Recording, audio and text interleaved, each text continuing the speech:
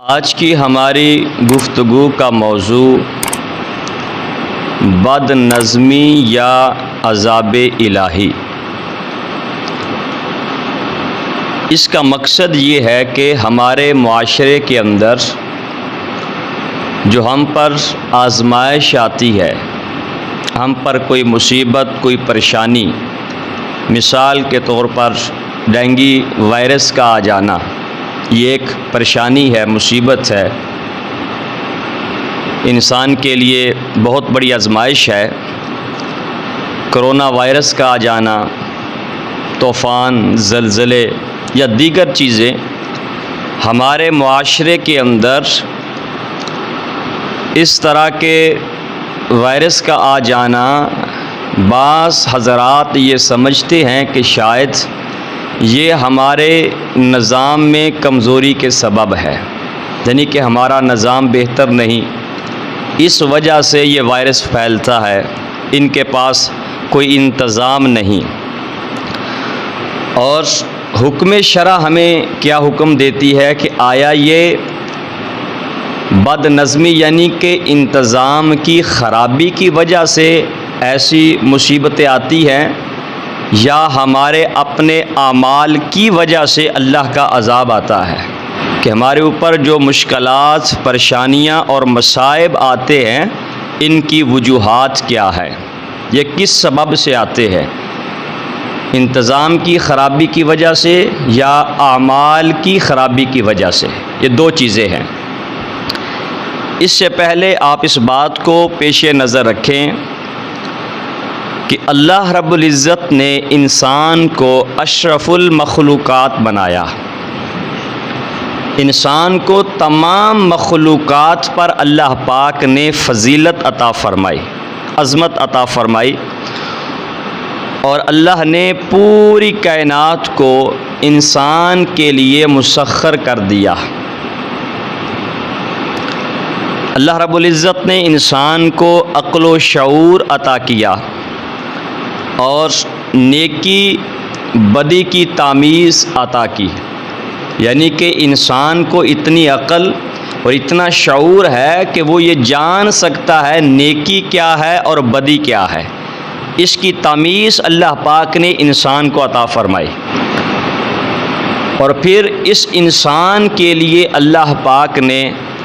اپنے انبیاء و رسل کو بھیجا تاکہ ان کی ہدایت فرمائی جائے، انہیں تبلیغ فرمائی جائے، انہیں زندگی گزارنے کا طریقہ اور سلیقہ بتایا جائے۔ انبیاء اور رسل کے ذریعے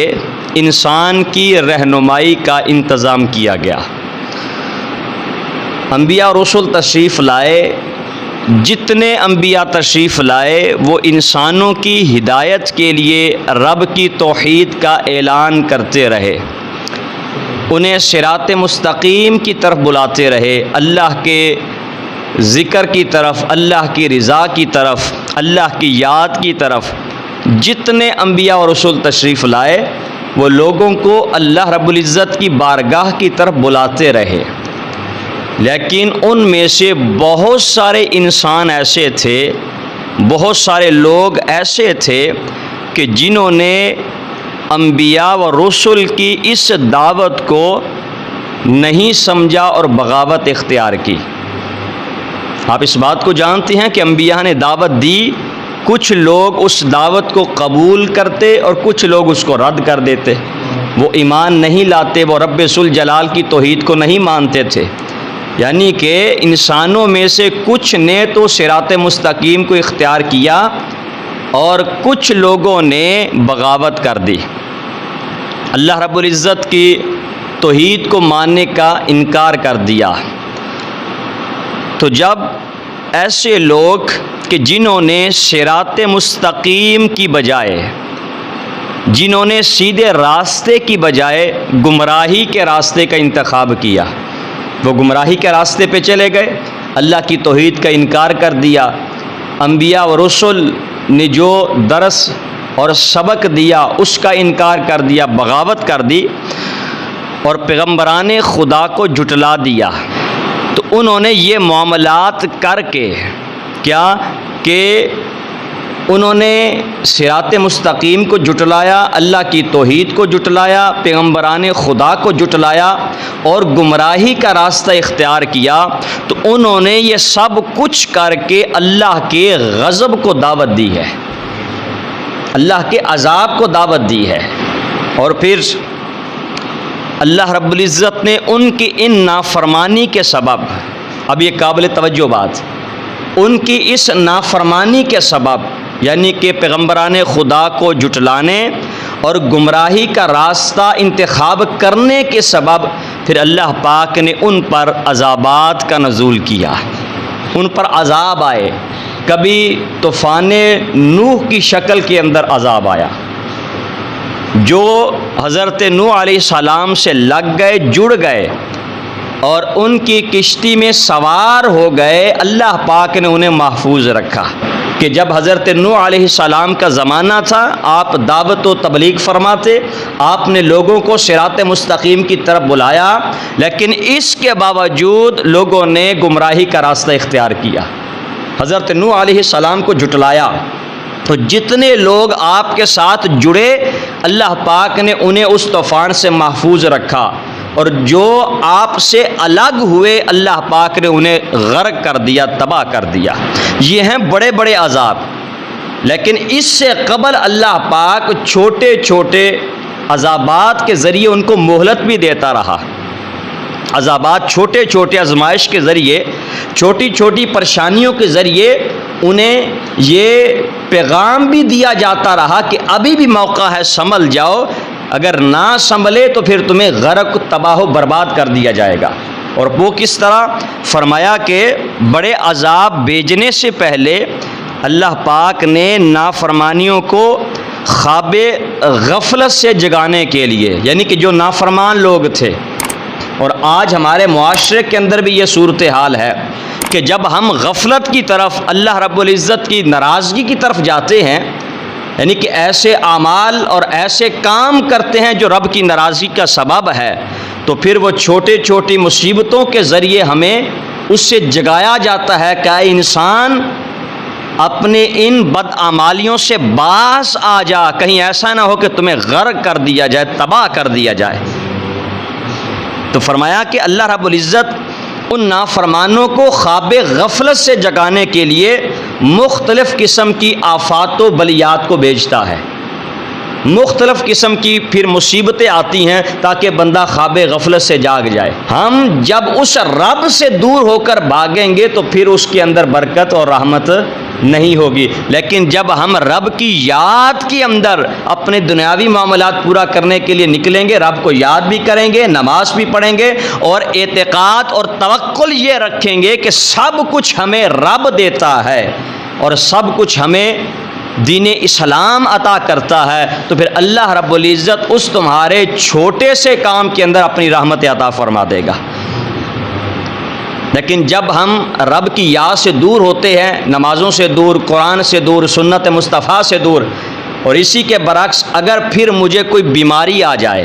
اب یہ بات سنیے کہ چھوٹی چھوٹی آفات و بلیات کے ذریعے اللہ پاک پھر انہیں جگاتا ہے خواب غفلت سے کہ لوگوں اب بھی جاگ جاؤ، موقع ہے، اس رب کی طرف لوٹ آؤ۔ تو جب انسان تھوڑا سا بیمار ہوتا ہے تو پھر وہ مسجد میں بھی آتا ہے، ایسے ہی ہے نا، وہ دعا بھی کرواتا ہے، صدقہ و خیرات بھی کرتا ہے، قرآن بھی پڑھتا ہے کہ مولا مجھے شفا عطا کر دے۔ اللہ اسے شفا دے دیتا ہے، وہ مالک ہے، وہ کریم ہے، وہ رحیم ہے، مالک اسے شفا دے دیتا ہے، لیکن جیسے ہی شفا ملی، طبیعت بہتر ہوئی، پھر اس نے رب کی یاد کو چھوڑ دیا۔ ایسا ہے یا نہیں ہے؟ ایسے ہمارے معاشرے کے اندر کہ جب اتنا سخت بیمار ہوتا ہے تو پھر نوکری کی بھی پرواہ نہیں رہتی، بس وہ پھر رب سے لگانے کی کوشش کرتا ہے کہ اللہ رب العزت مجھے شفا عطا کر دے، پھر اسے اپنی نوکری کی، تجارت کی پرواہ نہیں ہوتی کہ کاروبار ہوتا رہے گا، نوکریاں ہوتے رہے گی، صحت سب سے بڑی چیز ہے۔ وہ بندہ پھر نمازوں کی طرف، آپ نے خود اپنی آنکھوں سے ایسے لوگ دیکھے ہیں، ادھر بھی ہیں کہ جب کوئی تکلیف آئی تو ہم رب کے گھر میں آئے، لیکن جب تکلیف چلی گئی تو رب کا گھر بھی چھوٹ گیا۔ یہ تو تمہیں جگایا گیا تھا، تمہیں خواب غفلت سے بیدار کیا گیا تھا کہ انسان اب بھی وقت ہے، اس خواب غفلت سے بیدار ہو کر اللہ کی یاد کی طرف آ جا، رب تجھ پر اپنا رحم و کرم فرما دے گا۔ اور انہیں خواب غفلت سے جگایا گیا کہ اے لوگو ابھی وقت ہے، اپنے رب کی یاد کی طرف لوٹ آؤ، اپنے رب کی طرف لوٹ آؤ۔ تو یہاں سے یہ بات ہمیں پتہ چلتی ہے، ہمیں اس بات کا علم ہوتا ہے کہ ہم پر اگر کوئی مصیبت، کوئی پریشانی آتی ہے تو وہ انتظام کی خرابی کی وجہ سے نہیں آتی، وہ ہمارے اپنے اعمال کی وجہ سے آتی ہے۔ ہمارے جیسے اعمال ہیں ان کی وجہ سے ہم پر مصیبتیں آتی ہیں، ہم پر پریشانیاں آتی ہیں اور ہم آزمائش کے اندر مبتلا ہوتے ہیں۔ تو انتظام کو کوسنے کی بجائے ہم اپنے اعمال پہ نظر کریں۔ اللہ قرآن کے اندر ارشاد فرماتا ہے وَمَا أَصَابَكُم مِّن مُّصِيبَةٍ فَبِمَا كَسَبَتْ أَيْدِيكُمْ وَيَعْفُو عَن كَثِيرٍ۔ اللہ پاک نے فرمایا اور جو بھی مصیبت تمہیں پہنچتی ہے، یہ رب کا قرآن ہے، جو بھی مصیبت تمہیں پہنچتی ہے وہ تمہارے ہاتھوں کی کمائی ہے، تمہارے ہاتھوں کی اپنی کمائی ہے۔ کہ جو بھی مصیبت تمہیں پہنچی، پریشانی آئی، تم پر آزمائش آئی،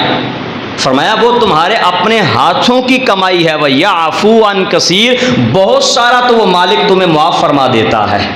اس سے درگزر فرما دیتا ہے۔ تو ہم پر جو بھی مصیبت آتی ہے وہ ہمارے اپنی بدعمالیوں کی وجہ سے آتی ہے،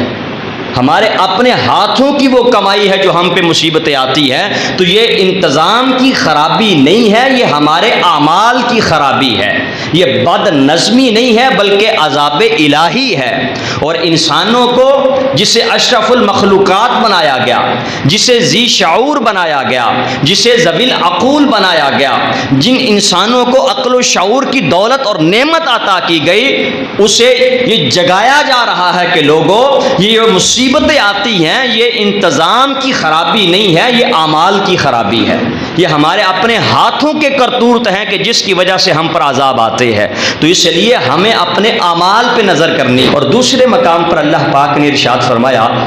ظہر الفساد فی البر والبحر بما کسبت ایدی الناس لیذیقہم بعد الذی عملوا لعلہم یرجعون۔ اللہ پاک نے فرمایا کہ خشکی اور تری میں جتنی خرابی ہے، خشکی اور تری میں جتنی خرابی ہے وہ سب انسانوں کے ہاتھوں کی کمائی ہے۔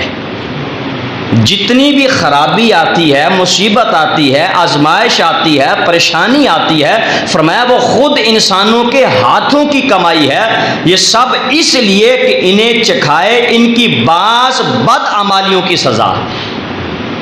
یہ جو ہم پہ آزمائش آتی ہے، فرمایا یہ اس وجہ سے آتی ہے کہ ان کے بعض بدعمالیوں کی سزا انہیں دی جائے، انہیں سزا چکھائی جائے، اس لیے کہ وہ اپنی بدعمالیوں سے توبہ کر لے۔ اب بات سمجھ آئی کہ ان پر یہ جو مصیبتیں اور پریشانیاں اور آزمائش آتی ہیں، فرمایا وہ اس وجہ سے آتی ہیں کہ جو وہ بدعمالیاں کرتے ہیں، جو وہ اللہ کی نافرمانیاں کرتے ہیں، جو اللہ کو ناراض کرتے ہیں، جو وہ اپنے اعمال کو خراب کرتے ہیں، فرمایا یہ ان کی سزا ہے۔ اور یہ سزا اس وجہ سے دی جاتی ہے تاکہ بدعمالیوں سے وہ توبہ کر لے، اپنے کردار کو درست کریں، اپنے اعمال کو درست کریں، اپنے اخلاق کو درست کریں۔